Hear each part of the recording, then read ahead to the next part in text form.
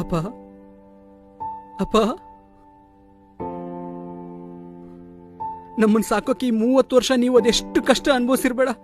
ಯಾಕೋ ಸಂಜು? ಅದೆಷ್ಟು ಅವಮಾನ ಎದುರಿಸಿರ್ಬೇಡಪ್ಪ.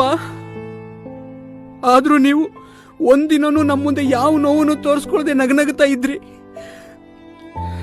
ಯಾವುದಕ್ಕೂ ಕಡಿಮೆ ಮಾಡದೆ ನನ್ನ ಒಬ್ಬ ರಾಜ್ಕುಮಾರ್ ಅಂತರ ಬೆಳೆಸಿದ್ರಿ. ಯಾರ ಮುಂದೆನೂ ಕೈ ಚಾಸ್ತಿ ನನ್ನ ಒಬ್ಬ ಸ್ವಾಭಿಮಾನಿ ತರ ಸಾಕಿದ್ರಿ. ಎಷ್ಟು ಗ್ರೇಟ್ ಅಪ್ಪ ನೀವು, ಎಷ್ಟು ಗ್ರೇಟ್ ಅಪ್ಪ. ನಿಮ್ ಋಣ ನಾನು ಹೆಂಗ್ ತೀರಿಸ್ಲಪ್ಪ? ಸಂಜು, ಸಂಜು, ಯಾಕೋ ಯಾಕೋ ಪುಟ್ಟ, ಯಾಕೆ ಹೇಳ್ತಾ ಇದೆಯೋ?